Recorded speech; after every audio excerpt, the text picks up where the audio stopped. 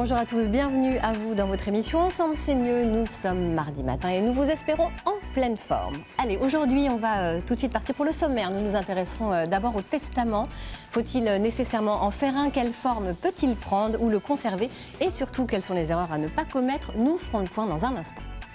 Alors que la SNSM est actuellement durement éprouvée, ces journées nationales de collecte auront lieu les 28 et 29 juin.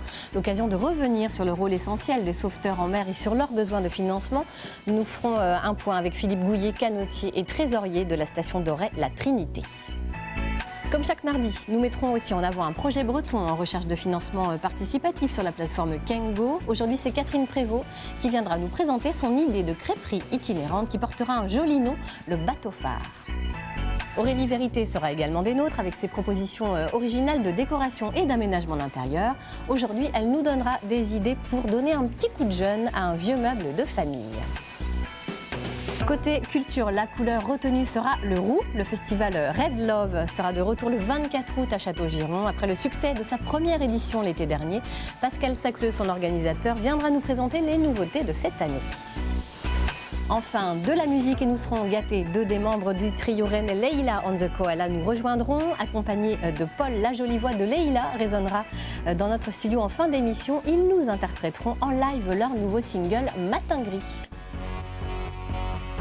Voilà, bonjour à tous. Matin gris, effectivement, c'est un peu raccord avec la météo. Finalement, cette canicule, bon, pour l'instant, on ne la voit pas tellement venir en Bretagne. Bonjour à tous, comment allez-vous? Bonjour Laurence. Bonjour Geoffroy, ça va bien? Catherine? Oui, très bien, merci. Philippe? Merci beaucoup. Bienvenue. Et Aurélie. Bon, bonjour. Alors voilà, on est au complet.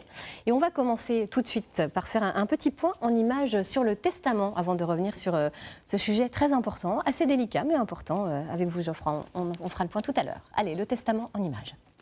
Ah non, mais je refuse que ce soit ma gourde de sœur qui récupère mes biens. C'est votre droit, mais dans ce cas, il vous faut faire un testament. Du latin testamentum, qui signifie témoigner, attester, et de testis, qui veut dire témoin. Le mot testament désigne donc le fait de transmettre ses dernières volontés devant témoin. Au Moyen-Âge, cet acte représentait même un passeport pour le ciel. Aujourd'hui, tout le monde peut faire un testament. Ce n'est pas réservé qu'aux gens riches et célèbres qui font la une de la presse People. Que l'on parle d'une bicoque à la mer, d'un mauvais bibelot ou de l'organisation de vos funérailles, c'est vous qui décidez où, qui, quand et comment. Enfin, attention, pour cela, il faut que l'on vous considère être sain d'esprit. Vous devez être majeur et disposer juridiquement de vos biens, histoire de ne pas vendre ce qui n'est pas à vous. Dites-vous que même si ce n'est qu'un papier, le testament est un document officiel, donc il y a des règles. Écriture manuscrite, date, signature et surtout lisibilité, pour qu'il n'y ait aucune ambiguïté possible. Vous êtes sûr qu'il n'y a pas écrit Gérard, juste là? Oui, pour éviter cela, il va falloir vous appliquer. Si vous le rédigez seul, c'est le testament holographe. Ou si vous allez chez un notaire, pour une centaine d'euros, c'est le testament authentique. Dans tous les cas, il est impossible d'en faire un pour deux, même si vous vous aimez depuis 50 ans avec Mamour. Sachez que la loi française ne vous impose qu'une seule chose, interdiction de déshériter ses enfants. Ah, que c'est une bonne nouvelle, non? Alors, si vous avez légué votre diamant à votre belle-fille et que vous le regrettez déjà, souriez, car votre testament est modifiable jusqu'à votre dernier souffle. Voilà, on va aller plus loin avec vous, Maître Geoffroy Aymonnet. Bonjour. Bonjour. Faut-il nécessairement faire un testament? Mais pas nécessairement. En fait, Pas nécessairement. la loi s'occupe de tout. Donc, penser que faire son testament, c'est un passage obligé et qu'il faut s'en préoccuper, c'est un peu une idée reçue, puisque la loi prévoit forcément que l'héritage ira à quelqu'un, obligatoirement. Donc, un parent transmet à son enfant, un frère transmet à sa sœur, s'il n'a pas de parents et pas d'enfants. Donc, tout est prévu par la loi.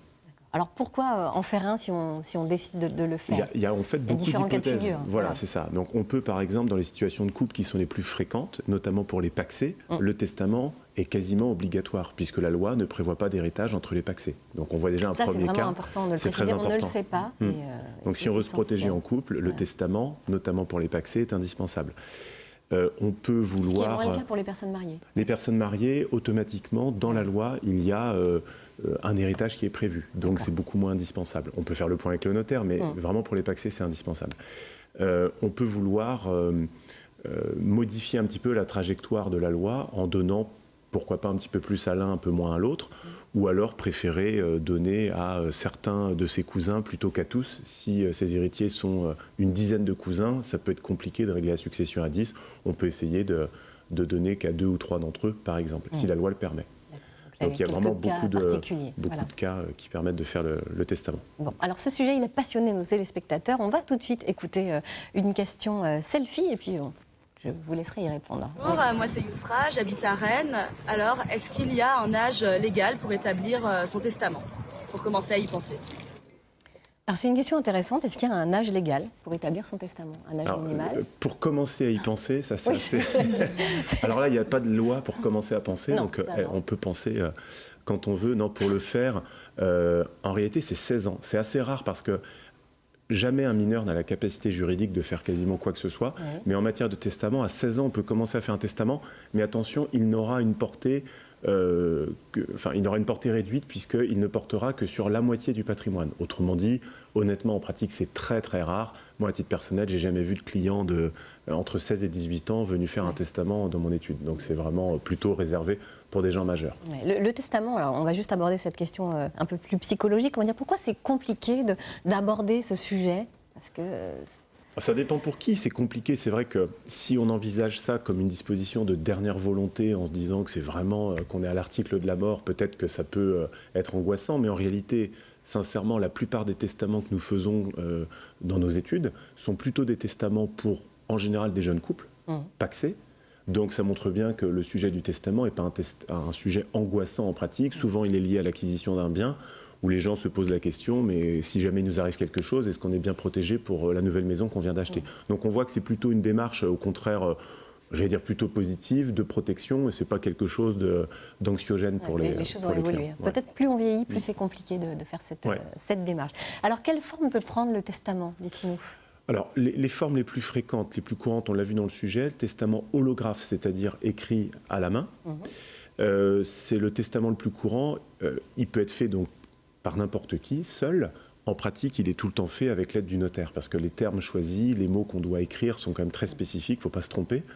Il doit être écrit de la main donc de celui qui fait le testament, daté et signé. Et à partir de là, il est valable. Donc finalement, la forme importe assez peu.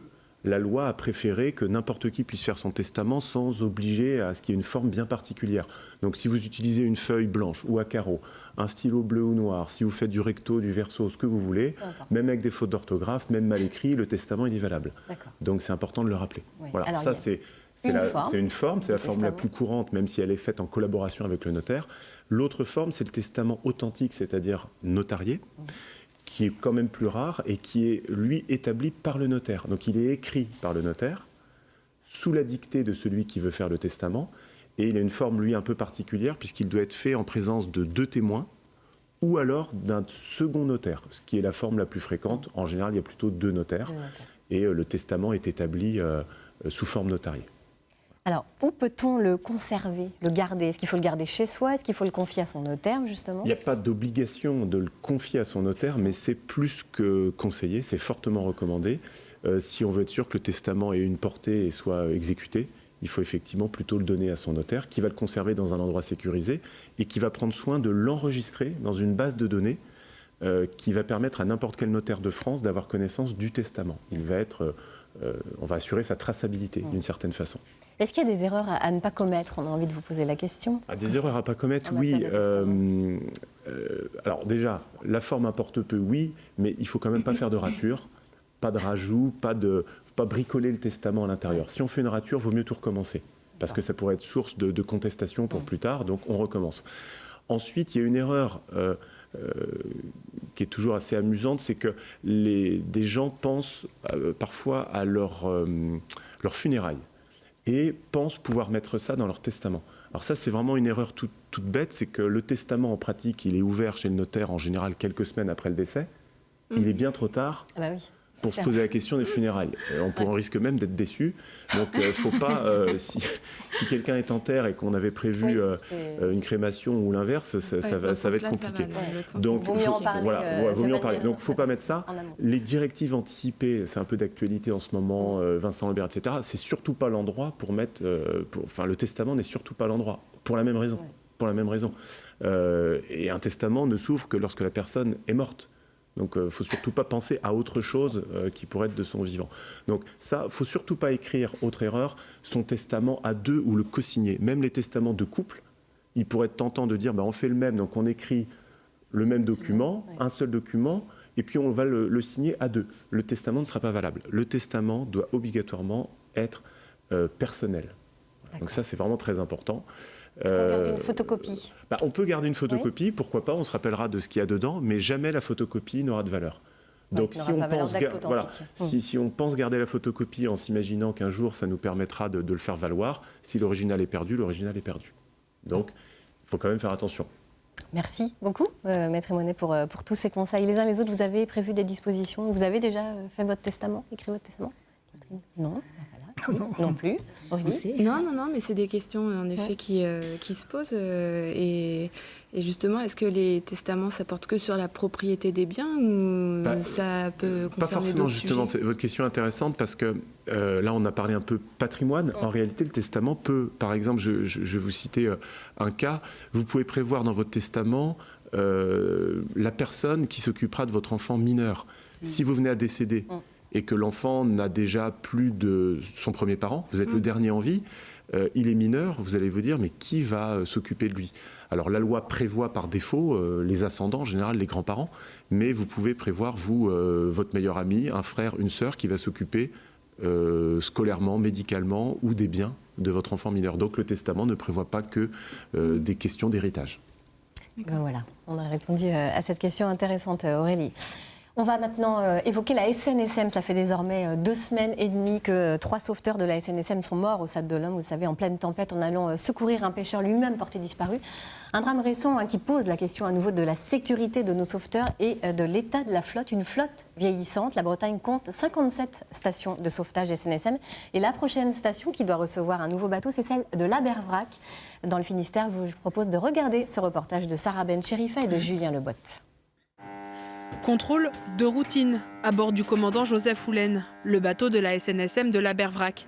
Ce canot tout-temps, vieux de 30 ans, a déjà connu un reconditionnement à mi-vie, une étape obligatoire pour faire durer la flotte vieillissante des sauveteurs en mer. D'ici 2 ans, cette station du Nord Finistère sera la première en Bretagne à recevoir un nouveau bateau. Tout ce qui est notion de sécurité pour les équipiers, pour nous, c'est primordial. D'abord, dans toute opération de sauvetage, d'abord éviter le suraccident, c'est notre leitmotiv. La deuxième raison, c'est la performance du bateau, donc possibilité de mise à l'eau du Zodiac, rapidité d'intervention, puissance de traction, parce qu'on a aussi une augmentation de longueur donc du poids des navires que l'on est appelé à secourir. Après l'Abervrac, les stations de Molène, Trévignon, Audierne, Ouessant, Roscoff et Bas devraient être pourvues de nouveaux canots tout-temps. Un renouvellement sur 10 ans qui coûtera entre 30 et 40 millions d'euros. Une somme quand on sait que la SNSM fonctionne en partie avec des dons. Ce qu'il faut, c'est encourager les plaisanciers à donner, parce que c'est quand même un peu leur assurance vie, la SNSM. Et actuellement, on n'a que 10% des plaisanciers qui donnent. Si tous les plaisanciers donnaient 30 € par an, on serait complètement hors d'eau. En 2014, la SNSM a lancé un grand chantier de renouvellement de sa flotte. Les bateaux produits seront identiques pour toutes les stations de France. Une homogénéisation qui réduira les coûts de production. Le choix du chantier naval prestataire devrait être fait avant la fin de l'année. Oui, un enjeu essentiel, le renouvellement de la flotte de la SNSM. La SNSM qui est reconnue d'utilité publique, bien entendu, vous le savez. Bonjour Philippe Gouillet, merci de nous avoir rejoints. Vous êtes canotier et trésorier de la station SNSM d'Orée-la-Trinité. Autant dire que les histoires dessous, mais vous êtes en plein dedans, vous, forcément. Pour vous, le nouveau bateau, ce sera pour quand? Eh bien, nous, on arrive à la mi-vie du canot, puisqu'en fait, on l'a eu en 2007. On va faire un refit en 2022. Un refit, c'est un reconditionnement des moteurs et de la coque.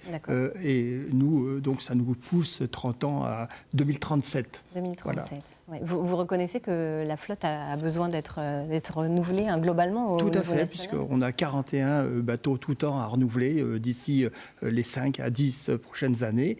Comme chaque canot coûte à peu près 1 300 000 €, ce que disait le reportage, il faut trouver 30 à 40 millions d'euros pour financer ces bâtiments.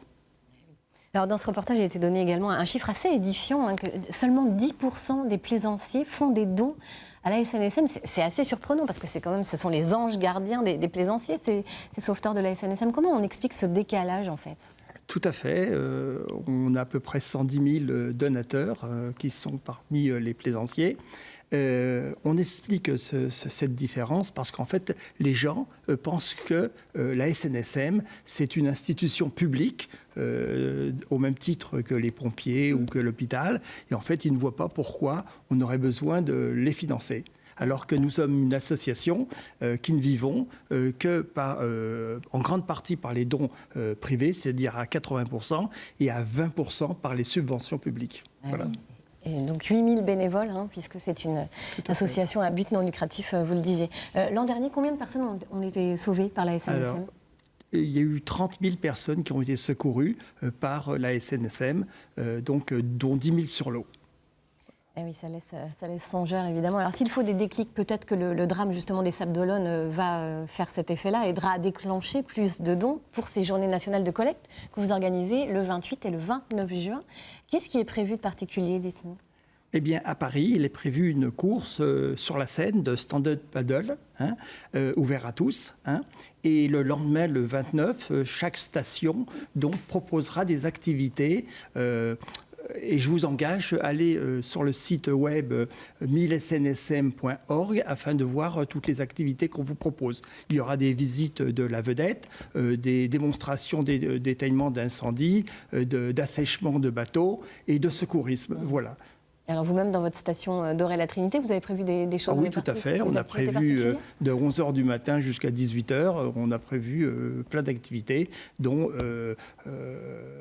incendie, assèchement, secourisme avec petits blessés, gros blessés, voilà. À quoi vont servir les dons, précisément? Expliquez-nous, parce qu'il y a différents volets, vous l'avez expliqué dans les activités de la SNSM, donc on imagine qu'il y a de la formation, évidemment. Tout à fait. Donc le but de la SNSM, c'est de sauver des vies d'abord. Et pour sauver des vies, il faut de la formation. Parce que de plus en plus, on a des gens qui ne sont pas marins à l'origine, qui n'ont pas fait ça toute leur vie.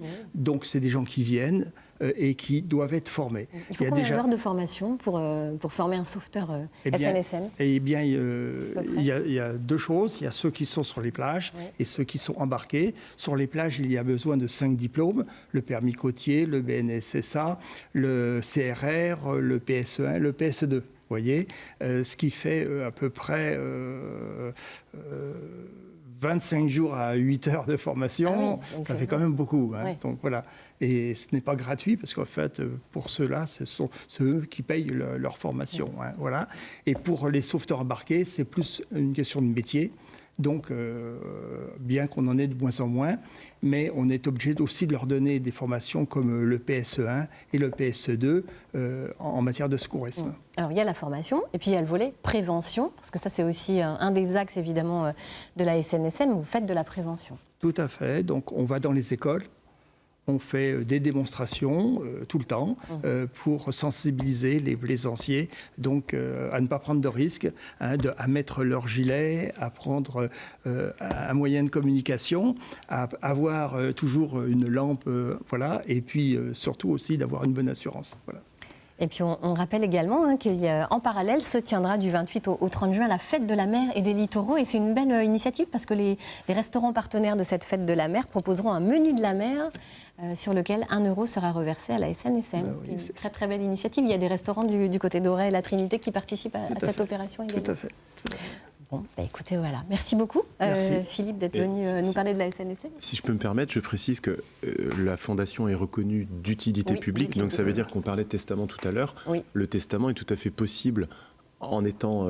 on fait donc un legs qui est complètement défiscalisé, puisque c'est le principe de l'association reconnue d'utilité publique, c'est que celui qui va faire le legs, ça peut être un don de son vivant ou un legs, donc à travers le testament, lorsqu'on sera mort, peut transmettre une somme d'argent totalement défiscalisée à l'association des sauveteurs en mer. Donc ça peut être intéressant quand même de le rappeler. C'est une excellente nouvelle, effectivement. Et puis la SNSM a besoin de nos dons, donc on ne le rappellera jamais. Tout à fait. Et puis le don est défiscalisé aussi. Donc 66% du don est complètement défiscalisé. Donc 90 € ne coûtent que 31 € à la personne. Voilà.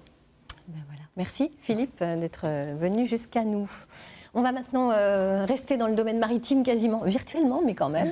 Enfin presque, pas tout à fait si virtuellement d'ailleurs. Le bateau phare, c'est le nom de votre projet, Catherine Prévost, un projet que vous soumettez au financement participatif sur la plateforme bretonne Kengo. Expliquez-nous un petit peu ce que va être ce food truck d'un genre un peu particulier. En fait, c'est un food truck installé dans une remorque en forme de bateau phare. Alors évidemment, c'est un bateau phare un peu de bande dessinée, puisqu'il n'est pas aux dimensions d'un réel bateau phare. Mais c'est une œuvre d'art qui a été créée par un artiste de Brest qui s'appelle Ramin. Et donc il l'a créé il y a une quinzaine d'années et il circule sur différentes manifestations et festivals en France et en Belgique. Et donc cet artiste, j'ai le grand plaisir en fait d'acheter cette remorque et de pouvoir transformer une partie de la remorque parce que j'ai vraiment envie de conserver aussi cette exposition. Alors c'est une exposition sur l'histoire des bateaux phares, à quoi ils servent, qu'est-ce que c'était, voilà.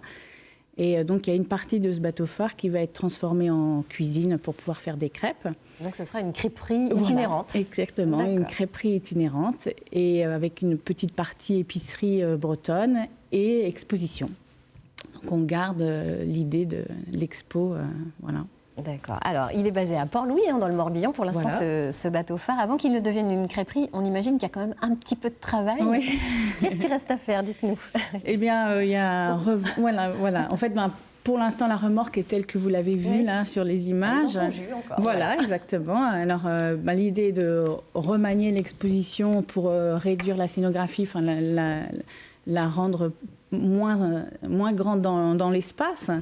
Et puis d'installer une cuisine aux normes d'hygiène, pour pouvoir faire des crêpes. Alors, je vais pas faire une grande cuisine, j'ai pas besoin d'une grande cuisine, mais il faut de la place pour 2 biliques, un petit four, et puis que les gens puissent aussi rentrer et voir l'exposition. Donc, il y a un petit peu de travail, mais bon, ça va m'occuper au mois d'août et puis septembre. Peut-être un peu plus que le mois d'août et le mois de septembre. Un mois et demi, 2 mois, il faut prévoir. Vous venez de la communication événementielle, vous avez travaillé dans ce domaine. Comment vous êtes arrivé à vouloir faire des crêpes dans un bateau phare? C'est un peu un concours de circonstances, mais pas seulement. En fait, j'ai travaillé dans l'événementiel pendant longtemps, avec mon mari, c'est là qu'on s'est rencontrés d'ailleurs. Et ça fait longtemps qu'on se dit qu'on aimerait bien retourner. On travaillait à Paris, on est revenu en Bretagne pour élever nos enfants, parce que c'est quand même beaucoup plus sympa d'avoir des enfants élevés en Bretagne. Ils ont bonne mine, voilà. Et donc moi, je suis originaire de Lorient, donc je suis venue m'installer là où j'étais quand j'étais enfant.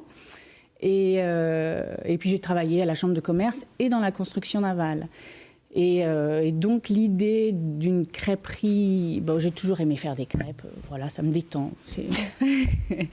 Et l'idée d'une crêperie est venue assez naturellement. On avait envie de retrouver un peu l'itinérance et l'événementiel. Et puis voilà. Et la nuance des deux est évidente finalement. Et puis l'idée d'un bateau, ça me paraissait aussi logique par rapport à mon parcours. Et puis j'ai appelé Ramin pour savoir comment il avait fait fabriquer son bateau, combien ça lui avait coûté, tout ça. Et il m'a dit, mais si tu veux, tu peux récupérer le bateau phare et faire une crêperie à l'intérieur. Et alors là c'était un cadeau. Donc voilà. Alors c'est ce beau projet que vous soumettez justement actuellement sur la plateforme Kengo au financement participatif. Vous avez besoin de 6 500 € pour mener à bien ce projet, c'est ça? C'est ça. Sachant que ça ne représente qu'un tiers du financement global. Oui, bien sûr, c'est une partie du financement, mais ça permettrait de se dispatcher justement. Alors il y a une partie qui va finaliser de l'achat de la remorque, et puis ensuite c'est l'emménagement, l'achat des biliques, des fours, tout ce qui est... l'inox pour mettre aux normes, tout l'équipement de la cuisine, exactement. Alors vous avez envie d'aller même plus loin parce que votre projet est quand même assez abouti. Vous avez l'intention d'installer une éolienne pour plus d'autonomie en énergie. J'aimerais effectivement pouvoir avoir la possibilité de limiter l'énergie qu'on va ponctionner à la prise et d'avoir un petit peu d'autonomie et pouvoir installer une éolienne sur le toit du bateau. Écoutez, il reste combien de jours pour participer à ce beau projet? Alors, il reste une vingtaine de jours, et pour l'instant, j'ai à peu près 80 personnes qui ont participé, que je remercie d'ailleurs. Et voilà. Eh bien, écoutez, l'appel est lancé, donc vous rendez, amis téléspectateurs, sur la plateforme kaingo.bzh et vous trouverez le joli projet du bateau phare. Voilà. Merci beaucoup, Catherine. On va vers une autre transformation, ça va être celle proposée par Aurélie. Aurélie, vous avez aujourd'hui nous donner des conseils pour transformer des meubles de famille, en fait, leur donner un petit coup de jeune. Oui, c'est ça l'idée ? Oui, tout à fait. En fait, c'est déjà se poser la question quand on veut réaménager son intérieur, qu'on possède déjà un petit peu de mobilier, se pose la question du choix. Est-ce qu'on veut conserver le meuble de grand-mère, le confiturier, l'armoire qui est un peu imposante, un peu lourde. Et souvent la question se pose et donc on va voir ensemble ce matin 6 bonnes raisons de relooker les vieux meubles de famille. D'adopter un vieux meuble. Alors, la première bonne raison, on imagine forcément, c'est le côté sentimental. Exactement, évidemment. Puisque c'est chargé d'histoire, c'est un héritage, on en parlait, est-ce qu'on l'aura dans le testament, le confiturier? C'est ça la question, d'accord. Voilà, non. Du coup, voilà, c'est le meuble qu'on a toujours vu dans sa famille, qui est chargé d'histoire et puis qu'on a envie aussi de transmettre dans l'histoire qu'on va construire avec nos enfants. Donc notre conscience nous demande de ne pas jeter le meuble, mais comment conserver ce meuble dans son futur intérieur. Qui est assez délicat. On a envie forcément de personnaliser notre intérieur, donc il faut absolument le transformer, ce meuble. On va pas le garder comme ça dans son lit. Deuxième raison de conserver le meuble, c'est que dans l'aménagement que vous allez prévoir, qui va être dans un autre style, on imagine, avec de nouvelles couleurs, ça va venir personnaliser votre intérieur, puisqu'on ne va pas être sur quelque chose de sur-mesure ou qu'on va voir dans les magasins. On va reprendre une partie de l'existant. Et puis aujourd'hui, avec le mobilier, on peut le relooker. On va voir pas mal de photos d'exemples de meubles qui ont été relookés. Il y a vraiment des belles choses qui se font. Et puis, il faut surtout avoir, je pense, les bonnes idées pour venir réintégrer des vieux meubles qu'on a relookés dans un espace plus moderne. Ça va venir donner du cachet, en fait, de garder ces vieux meubles qui vont être un petit peu relookés. En fait, ce sont des pièces uniques, du coup, qu'on transforme. Tout à fait. Des pièces uniques avec du cachet, puisque quand vous allez le relooker, est-ce que vous allez oser le repeindre ou oser le transformer, changer les pieds, changer les poignées, venir mettre des feuilles incrustées ou des accessoires. Il faut oser, c'est le relooking des meubles, mais avec de bonnes idées, on peut arriver à des choses vraiment magnifiques qui s'intègrent dans la déco. Ça devient une création, presque une œuvre d'art. Tout à fait, vous êtes artiste et vous créez une pièce unique. Il faut oser, en fait, il faut se lancer et avoir les bonnes idées. Voilà. Alors, il y a également l'aspect financier, pécunier, on va dire, parce que finalement, c'est aussi une façon pour pas trop cher, d'avoir un meuble complètement unique, une pièce unique. Tout à fait, et c'est l'aspect pécunier. Alors, ça coûte moins cher, ça prend quand même du temps. Il y a différentes manières de relooker le meuble. Vous pouvez soit le repeindre et il va y avoir différents effets, ou pourquoi pas combiner plusieurs meubles ensemble, et ce qui vous permettra de conserver votre budget pour aller le mettre dans des accessoires déco, un beau tapis, voilà. Alors, c'est un esprit, on va dire, slow design. C'est un côté écolo aussi, parce que voilà, on recycle quelque part un vieux meuble. Tout à fait, on est dans l'économie circulaire, c'est une bonne raison. C'est un geste pour la planète de conserver le vieux meuble de famille. Et puis, on n'oublie pas le côté thérapeutique, les vertus thérapeutiques des activités manuelles. C'est vrai, on est toujours fiers quand on refait soi-même quelque chose. Tout à fait. Donc ça, c'est la dernière et je pense la plus belle des raisons, c'est de prendre du temps pour travailler ce meuble. On va voir un extrait vidéo. On a trouvé sur Rennes un atelier qui s'appelle Les Copains, où vous pouvez venir avec votre meuble et vous pouvez soit vous faire coacher pour faire vous-même la rénovation du meuble, ou confier le meuble à des pros pour qu'ils rénovent. Et ils ont vraiment de super belles idées. Ils ont toute la matière, les peintures, ils ont tous les outils aussi, parce qu'il faut être équipé quand même quand on va rénover, relooker un meuble. Et du coup, les gens, ils viennent, c'est assez convivial, assez sympa. Et ils viennent donner vraiment une deuxième vie à leurs meubles, et je vous invite à aller les consulter, parce que en termes de customisation, de couleurs, ils ont vraiment des bonnes idées, et du coup on peut retrouver un meuble pour lequel on se lassait un petit peu, de venir le réintégrer et qui reprenne toute sa place dans son intérieur. du coup, en plus, on se fait aider par des pros dans le relooking, donc c'est toujours bien d'avoir des conseils Tout à fait. avisés. Merci beaucoup. Aurélie, c'est une belle idée, ça, des ateliers comme ça. Catherine, je pense que ça vous plaît. Peut-être que vous pourriez les faire venir, les copains, dans le bateau. On pourrait réfléchir à l'idée. Ouais. Ça peut être sympa. Merci beaucoup d'avoir été avec nous. Merci Geoffroy, merci Catherine et merci Philippe. On va parler d'un festival qui avait bien défrayé la chronique l'été dernier. Les Roux et les Rousses de France avaient eu droit aux honneurs d'un rassemblement d'envergure nationale. Ça se passait à Château-Giron, près de Rennes. C'était le premier du genre en France et en Bretagne. Le festival Red Love, organisé à Château-Giron. Souvenez-vous, il avait photographié, Pascal Sacleux, l'organisateur, plus de 800 roux en Bretagne. Eh bien, avant qu'on le retrouve tout de suite, on va revenir sur cette première édition avec ce reportage de Catherine Jonot et Louise Cognard. Nous étions en août 2018.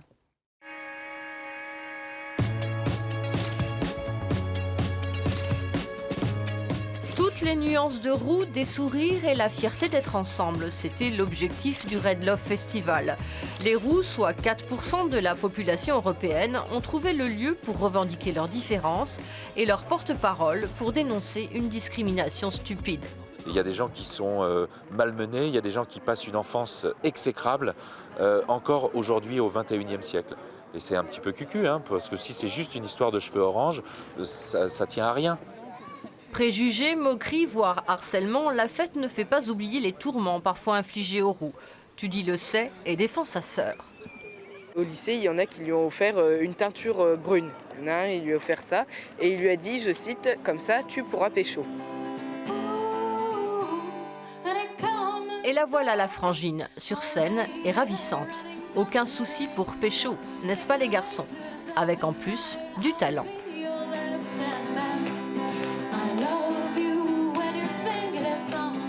C'était fort en émotion, ouais. Puis en plus, le faire ici à Red Love, c'était quelque chose encore plus fort, je crois. Enfin, c'était vraiment l'histoire de partager, de tout ça, et du coup, ça... Alexia, elle, a choisi de surfer sur son image. Après la création d'un blog beauté spécial rousse, elle vend maintenant des t-shirts. Je pense que pour faire changer les mentalités, notamment au niveau de la discrimination qui existe encore et qui est bien réelle envers les roux et les rousses, il ne faut pas rester sur le côté victime et plutôt montrer qu'on s'assume tel qu'on est fier de notre couleur de cheveux. Les bruns et les blonds étaient les bienvenus, mais pour les roux, se retrouver en majorité, c'en est presque troublant. Quand t'es gamin, ta maman vient te chercher à la cour d'école et elle cherche la tête rousse. Là, tu trouves pas la tête rousse, il y en a des dizaines et des dizaines, donc c'est assez marrant. C'est assez spécial, on va dire. Allez, on y va! Et pour immortaliser le moment, bien sûr, la photo de groupe.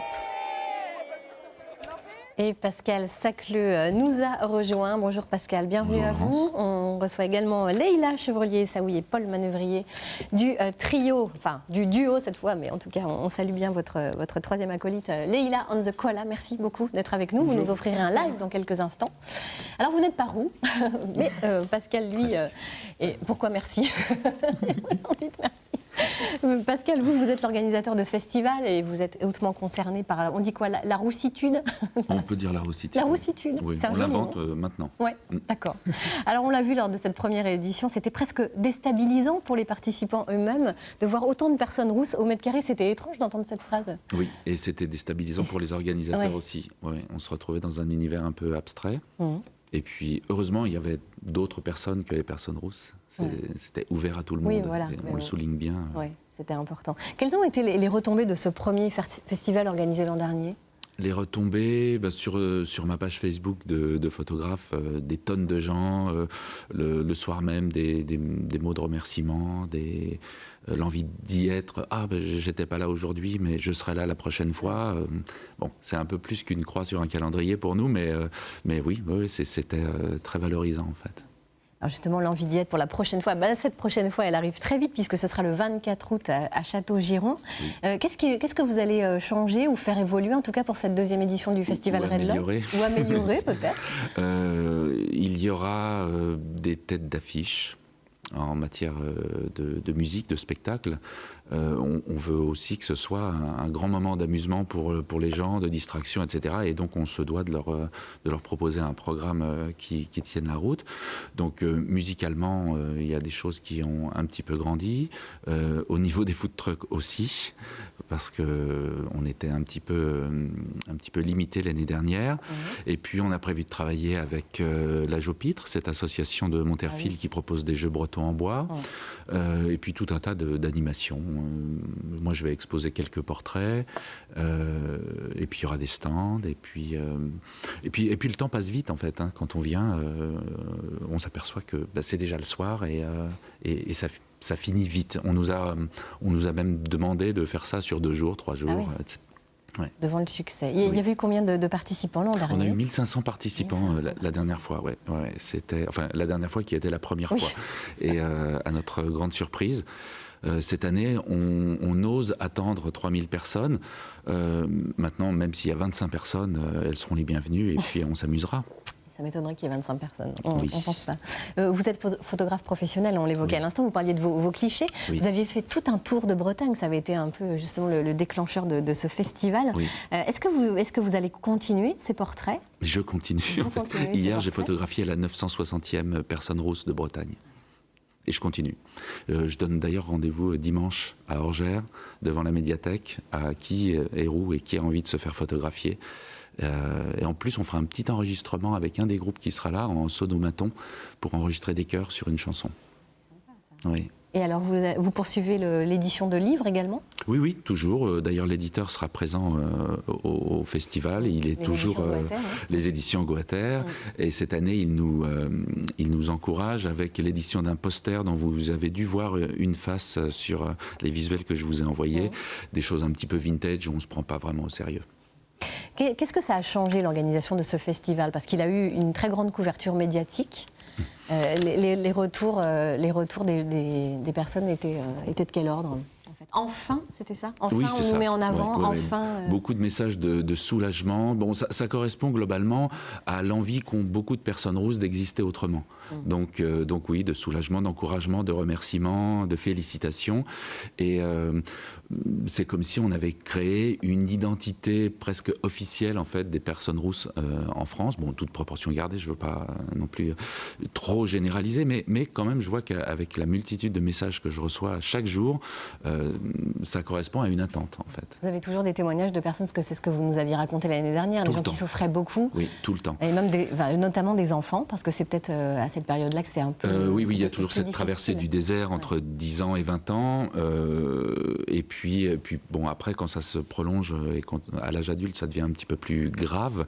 La plupart du temps, cette traversée du désert devient un mauvais souvenir dès lors que les gens rencontrent l'amour, en fait. Et ils ont la preuve qu'ils peuvent plaire à quelqu'un, donc ils se plaisent à eux-mêmes, ils arrivent à se supporter, etc.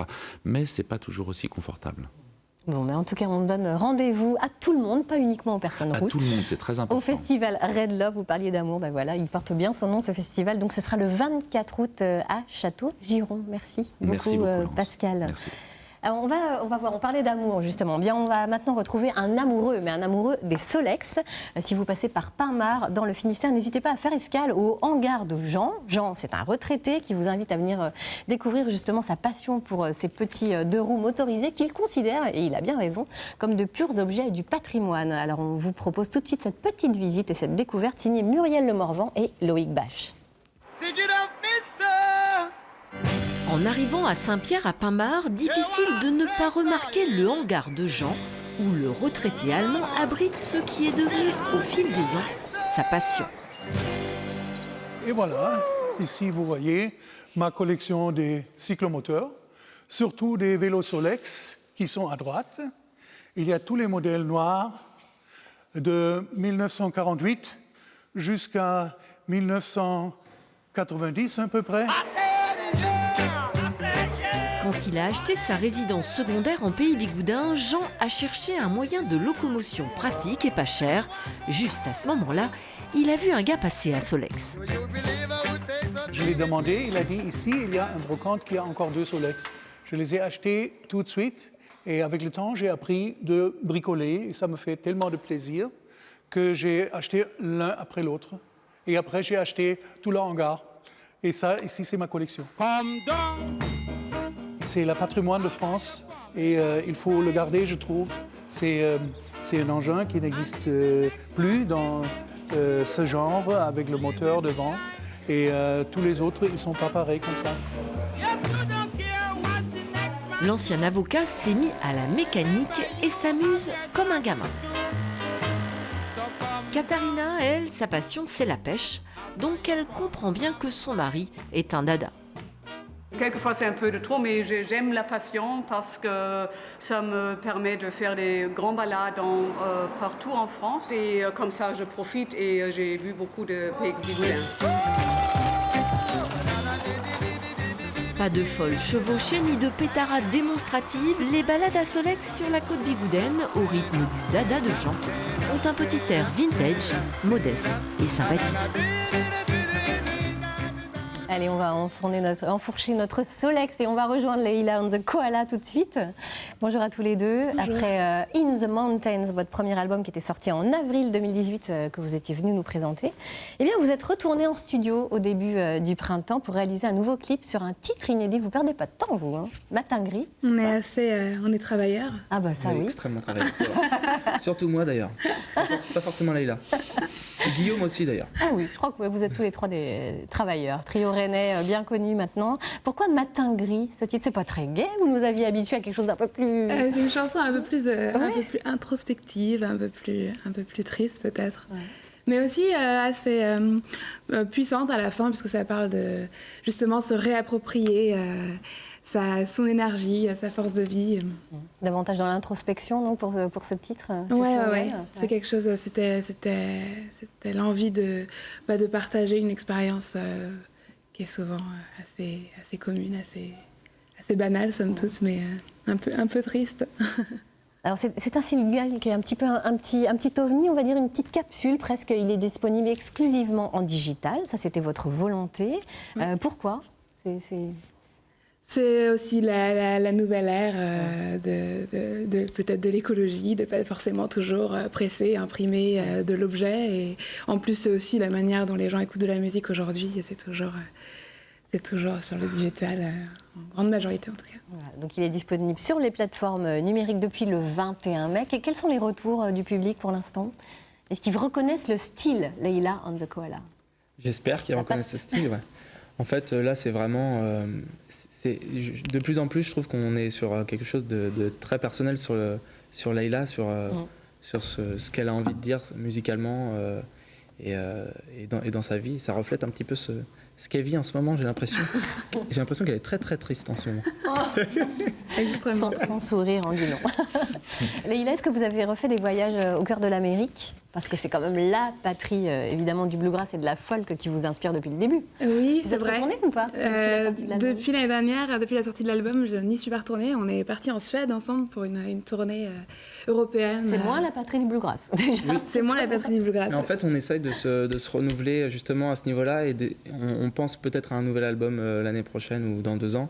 Ouais. Et d'aller choper peut-être des inspirations un petit peu ailleurs, justement. Et pour ça que ce voyage en Suède nous a apporté autre chose. Pourquoi la Suède en particulier Alors, on a eu l'opportunité d'aller y jouer et on nous a proposé de chouettes concerts là-bas et en Allemagne sur la route. Au Danemark, Pays-Bas. Donc, on a fait une grande tournée. Ouais. Et la Suède, pour moi, c'était une envie de longue date. Les grands espaces, les grandes forêts, les lacs. Ça, on retrouve toujours la petite. Je pense l'espace, ça inspire en fait. Ouais, et la nature. Alors, ce qui vous inspire aussi, c'est de passer de la langue de Molière à la langue de Shakespeare. On voit bien, vous faites toujours des allers-retours. Vous avez du mal à choisir entre le français, l'anglais, puis finalement, pourquoi choisir en fait? Oui, pourquoi choisir? On est dans des sociétés multiculturelles, internationales. Voilà, on est dans un monde globalisé, donc moi, je n'ai pas de complexe à chanter dans les 2 langues. Même si je pense qu'on fait de plus en plus de français, aussi peut-être avec la maturité, en grandissant. On assume un peu plus le français, parce que c'est pas toujours facile d'écrire en français. On a une sorte de pression sur nos épaules, avec les pères et les mères de la chanson française qui nous observent.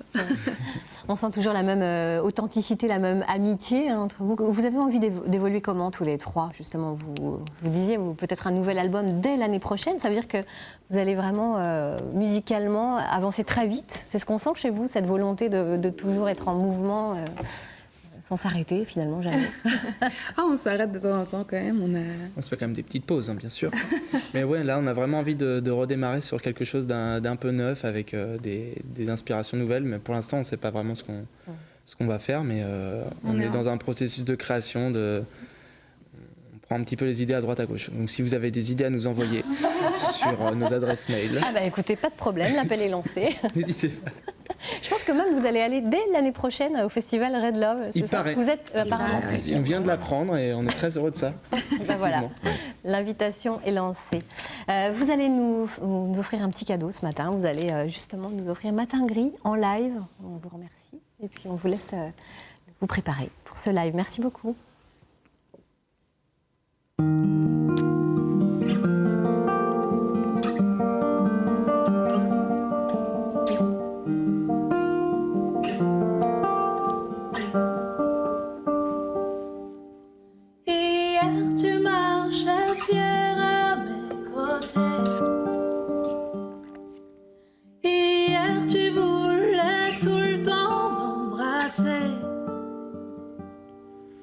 Cette nuit, c'était le début d'un amour, de ce que tu retiens quand vient le jour. Ça y est, tu pars, c'est ici et maintenant. Ton corps ne donne pas dans les faux semblants.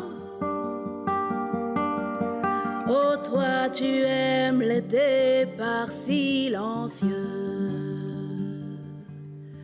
Mes matins gris te font des jours heureux.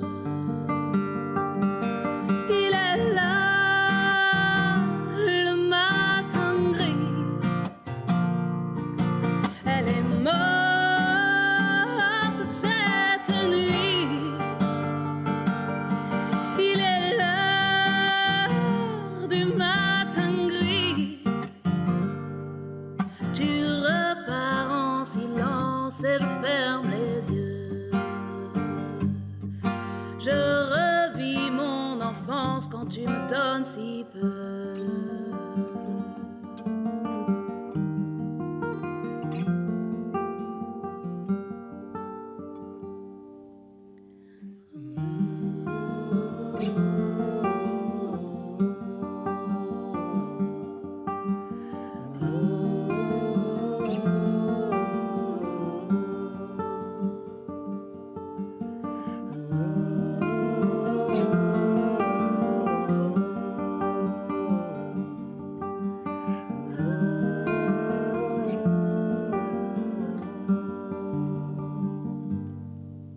Une femme, elle donne, elle écoute, elle attend.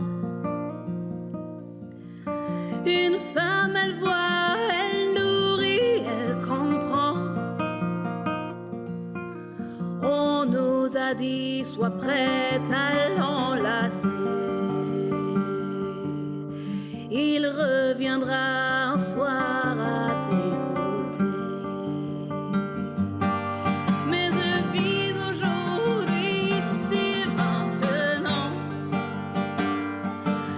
et je m'écoute, je me vois, je me comprends, et je ferme les yeux sans m'être enlacée. Je n'attends plus cet homme à mes côtés. Il est mort le matin gris. Elles sont mortes toutes ces nuits. Il est mort le matin gris. Tu repars en silence et je t'oublie un peu. Tu retournes en enfance, tu m'as donné si peu.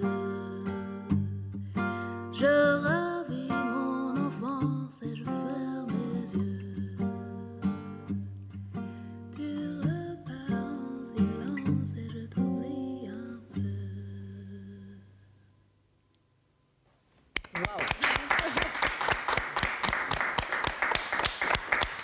Un matin gris qui donne la chair de poule à tout le monde sur ce plateau. Hein, de poil affilé ce matin. Même les larmes aux yeux. Ah oui, vraiment. Hein, oui, franchement, c'est vrai. Vraiment, bravo. Merci beaucoup pour ce cadeau que vous nous avez fait ce matin. Les Matins Gris est disponible donc sur les plateformes numériques. Vous pouvez retrouver ce très joli single. Merci beaucoup. Et vous serez également en concert, Leïla and the Koala. Vous avez pas mal de dates cet été en Bretagne. Le 4 juillet, vous serez à la Gacilly, dans le Morbihan. Le 27 juillet, à Châteauneuf-du-Fou, dans le Finistère.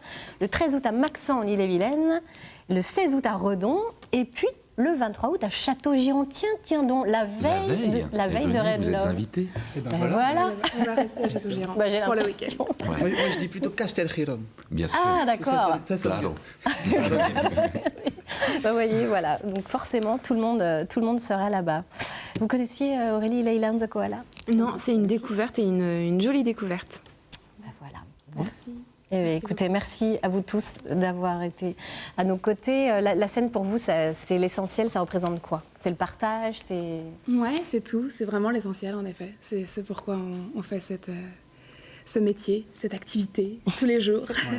C'est le plaisir d'être ensemble et aussi dans la différence. C'est un peu le titre de l'émission, en fait. Ensemble, c'est mieux. Ouais. On vous confirme. C'est un peu ça, en fait, ce Nous métier-là. aussi, on a le même plaisir. Tous les jours, être sur le plateau, c'est pas une scène, mais c'est pas loin.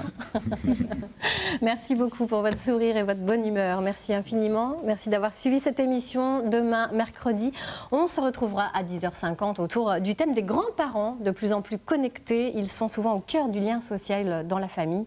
Nous verrons cela. Et d'ici là, on vous souhaite une très belle journée sur France 3 Bretagne. Dans quelques minutes, place à votre journal régional. Kenavo.